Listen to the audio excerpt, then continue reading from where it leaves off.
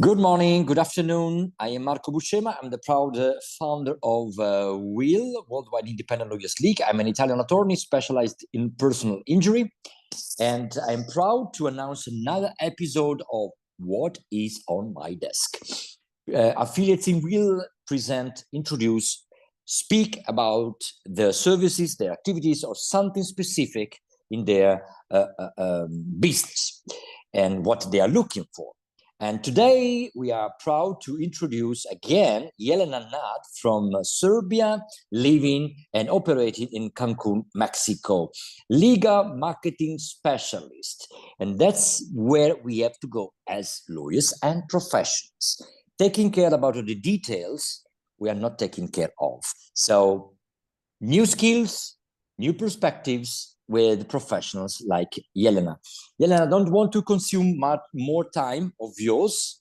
Our sessions are focused and dynamic, so the stage is yours for the next, let's say, 15, 20 minutes, and then we'll have some Q&A session for 10 minutes more. Please, to you. Thank you so much, Marco, and I'm super happy to see you all here. I missed you since Varsovia, and I am happy to share with you today a very interesting topic that maybe some of you already heard the news about a banana duct taped to a wall that was sold for $6.2 million. And I wanted to talk to you about this case and about sales. So let's get into it. Sorry, I will have to share again because it's not.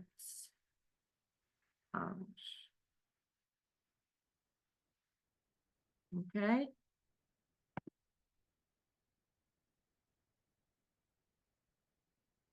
So let's see what actually happened. A banana duct taped to a wall got sold for 6.2 million US on the 20th of November. The artwork is called Comedian, and it was created by an Italian, of course, artist called Maurizio Cattelan. Cattelan is known as a conceptual artist whose creations are meant to raise questions and about what art is and to make people reflect. The new owner of the Comedian will have to keep recreating the art with his own replacements of bananas and the duct tape, but the 6.2 million bought him a certificate of authenticity that recognizes each replacement as an original comedian. The comedian's buyer is a Chinese-born cryptocurrency entrepreneur, Justin Sun, who says that he's going to eat the banana that he bought. Here is the source. So what the new owner of the Comedian tweeted was that it is not just an artwork, it represents a cultural phenomenon that bridges the world of art, memes, and the cryptocurrency community. In the coming days, I will personally eat the banana as part of this unique artistic experience, honoring its place in both art history and popular culture. Stay tuned, Justin Sun. So what I want to highlight from this case, or what we can learn, are three points. There is a seller who has a vision. He has a belief that out there is a person who actually wants to buy a banana duct taped to a wall for 6.2 million, and he is bold to sell this particular product or the artwork. The second thing is that the artwork is very authentic. It has a special ingredient, which is to involve completely the other side, the buyer, in its process of creation.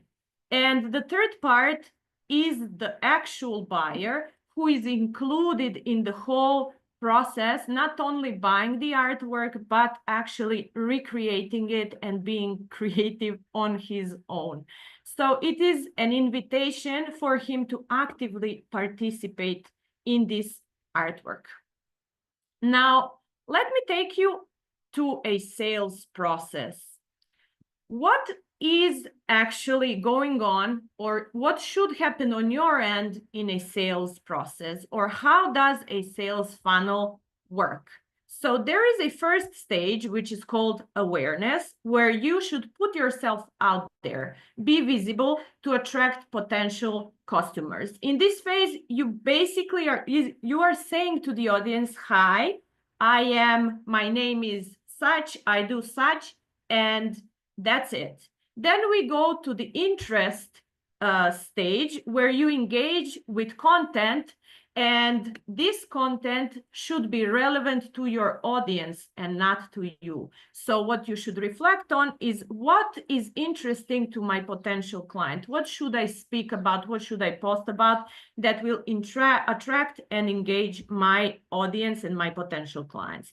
Then we go to the consideration stage, where we help the audience evaluate the offer. We make them think about the offer that we are giving, and they are evaluating if this offer can solve their problems.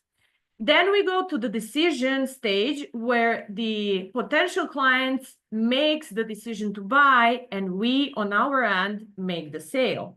The action stage ensures customer satisfaction. So even after the sales, you should still be present to ensure that the customer has no issues with your service, that they are satisfied, and so on. And the last stage is retention, where you should be active, fostering loyalty and advocacy, so that this client could refer you further on and speak about yourself and your services, because advocacy for our services that comes from our clients is the best selling technique. Now, let's see what is happening on the buyer's end in a sales process. What is the person that needs legal services doing on their end while we are trying to offer them legal services? So this is called a buyer journey. The stages are very similar, if not the same, as your own journey as a seller. But on their end, they are on the awareness stage, only recognizing that they have a need or a problem that they need to solve. They still don't know how, with whom, but they are realizing there is a legal problem that I want to solve. And they are taking the action to research solutions, to engage with educational content, learn more about the problem, how to potentially solve it. They attend webinars. So basically, they are investigating about their own problem. Then on the interest stage, the buyer's role is to evaluate whether your service is relevant to them. Is your service going to benefit them? Is it going to help them solve the problem? And the action they are taking here is that, for example, if you offer an ebook, they download it. If you offer a webinar, they subscribe to it, or a newsletter, and they ask for initial information. Hey, can you send me your brochure? I would like to know more. I would like to see more of what you are offering. Then they go to the consideration stage, where they actively compare different offers from different lawyers, so that they can further on take a final decision with whom to go and solve the problem. This action means that they request demos or initial calls in case of lawyers, ask detailed questions, review case studies, and so on. And then decision stage is where they decide to go with only one provider or one lawyer, and they negotiate the terms, seek approvals if there is a committee that needs to approve the decision, and complete the purchase. And very important, and the last stage that many people forget, is the post-purchase stage. What happens here on the buyer's end is that they are still evaluating your service, but now they are questioning if the service is effective, if it's satisfying the criteria, if it's helping solve the problem. And the actions they take in this stage is they provide you feedback, they consider upgrades, or they consider to renew the contracts. So back to the priciest banana on earth. Who do we have as key players in this buying and selling buying process? We have the artist that we mentioned, and we can take him as a seller. Why is he particular or interesting? Because this person has a vision. They are putting something out there that not many people are brave or bold to do. So he has a vision that he will attract the buyer for the banana that he is selling. And he is bold and he is inclusive because he allows the other side, the buyer, to participate.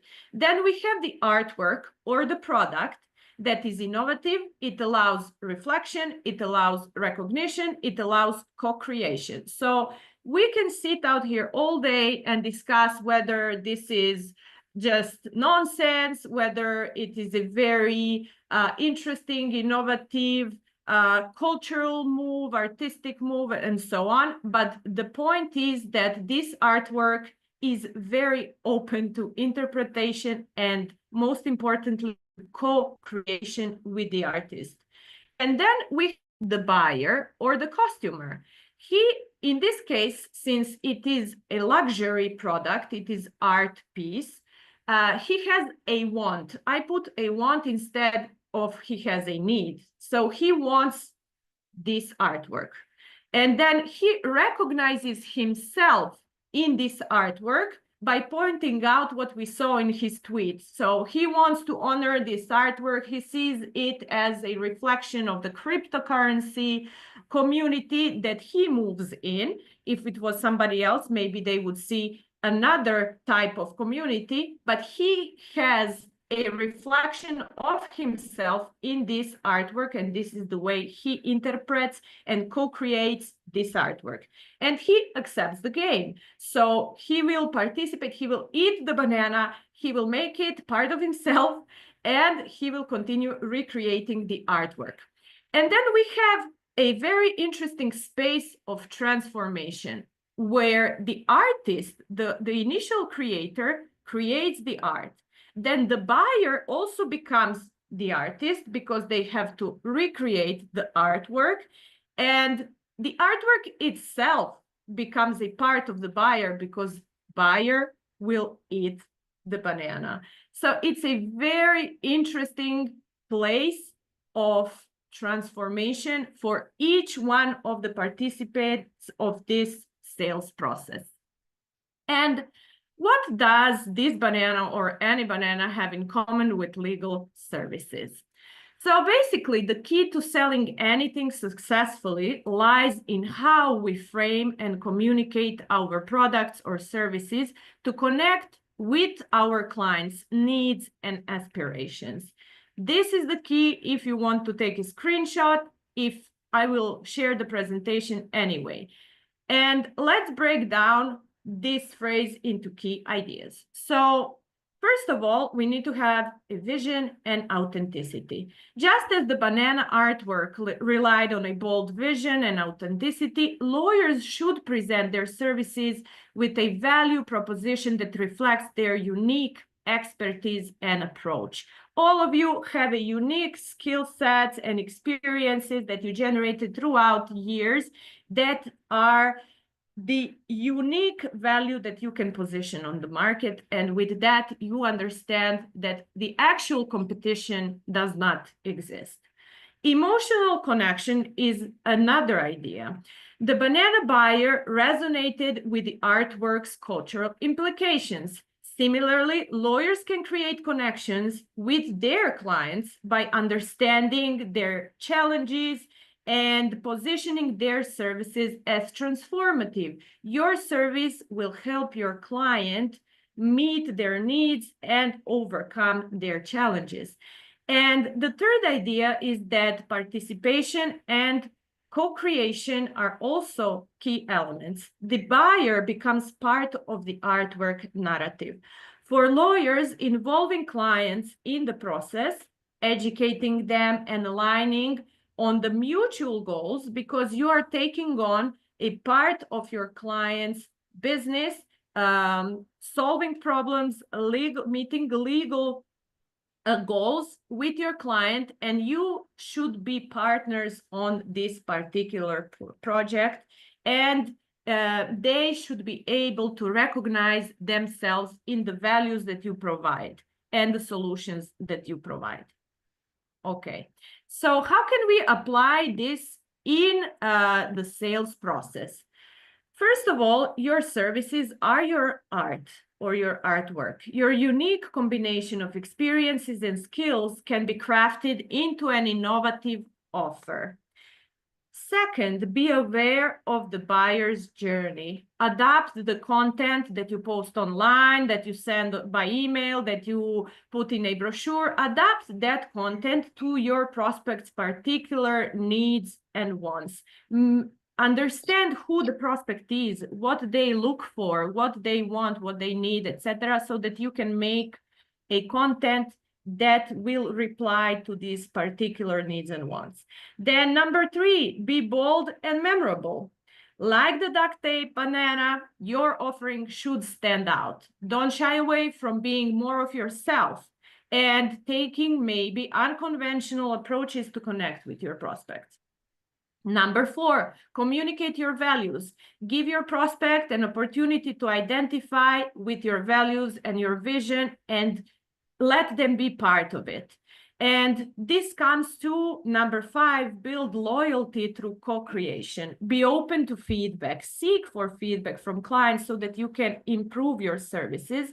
And involvement of the client in the post-purchase phase to build strong relationship and trust is key for a long-term collaboration. And now, what do I do? Well, I haven't sold any bananas yet, but I have sold marketing services to lawyers and helped them sell legal services to their clients. And if you want to talk more about this, here is my QR code. You can scan it, keep my number, and we can talk. And I thank you all today for entering into this session. I'm super happy to share with you. And please let me know if you have any questions, any doubts, any ideas. I would love to hear them. Thank you, Jelena, for your amazing presentation. And you deserve a round of applause. So I am the first, and I invite also the other friends, colleagues here to participate, to join this. So thank you. I see maybe another attendee invited by you, Heide. Maybe it's is she invited? Was she invited by you? Yes, she is my friend and a lawyer from Mexico City. Hi, Heide. Heide, you can introduce yourself if you want briefly before we go to the Q&A session. Hey, this is Heide. I'm from Mexico City. Thank you very much for the presentation, Jelena. Thank you for coming. Okay, now if we want to interact briefly, we have a room for, let's say, a couple of interactions before we end this session. Don't hesitate. Follow the last instructions or sharing of Jelena. Don't be shy. So don't shy yourselves. So, but if you hesitate, I will break the ice. So you have more time I'm giving you more time for the second interaction. My watch is speaking to me. I don't know why. So Jelena, okay, be diplomatic answering this question, of course. We are recording. Do you think that somehow will resonate with some of your hints? Be diplomatic. We are recording. I'm partial, but please be also frank. I think that will definitely resonates with their members.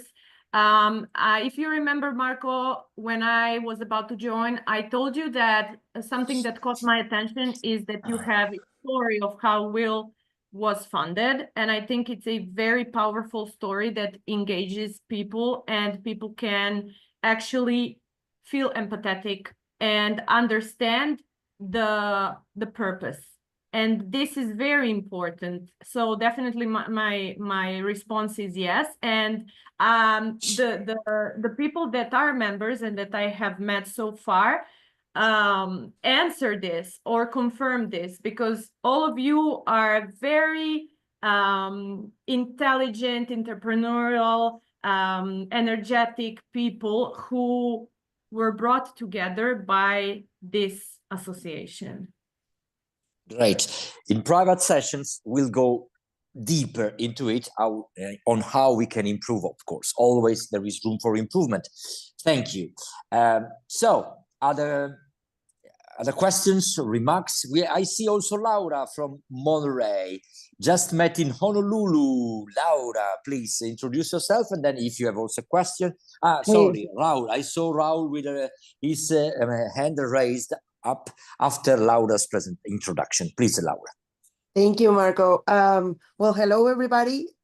Just arriving a couple weeks ago from Hawaii. So yes, I'm a lawyer from Mexico, specifically Monterrey, which is in the northern part of Mexico. I do commercial, civil, and family litigation. Great, thank you, Laura.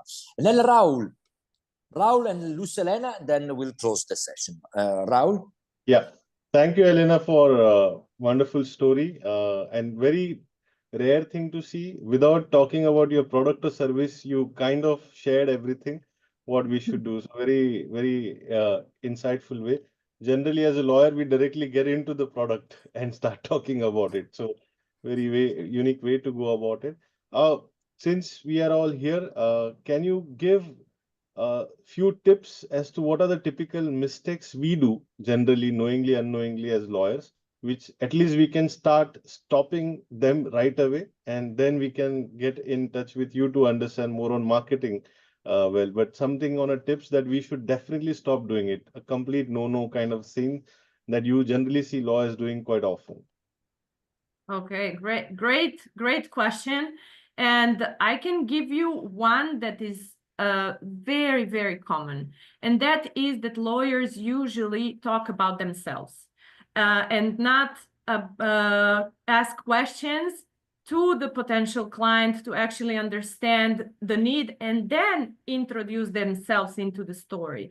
Why is this other approach more effective? Because if you ask, let's say you are on a networking event, you meet a person, and right away it happened to me, and for sure to all of us, that we meet somebody and they instantly give us their visit card. Oh, I am Jelena, here's my visit card. And I'm like, wait. Like, who are you? What do you do? I'm interested in all of this. But you as a lawyer, if you're trying to attract your client and actually start a communication, maybe just twist it around a bit and start by asking questions. Oh, what is your business and where are you located? And okay, who is helping you with this and that? Just to investigate, to do this part of research before you introduce yourself into the story. And when you introduce yourself into the story, it will be way more on point, because you can add precisely the skills or the knowledge that they might be needing in that moment. And how do you know that? Because you ask questions.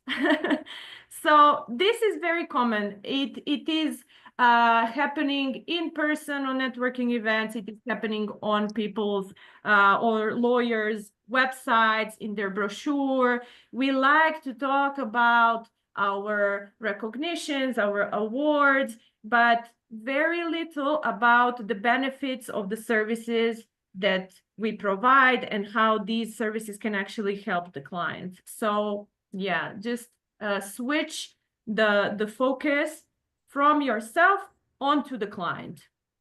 That would be my tip number one. Right. Well, thank you. Thank you. Thank you, Raul, for the question, and Jelena for the answer. Lucelena, and then we close the session. Dear Jelena, first of all, congratulations. What an interesting presentation. I really enjoy it. You really engage us.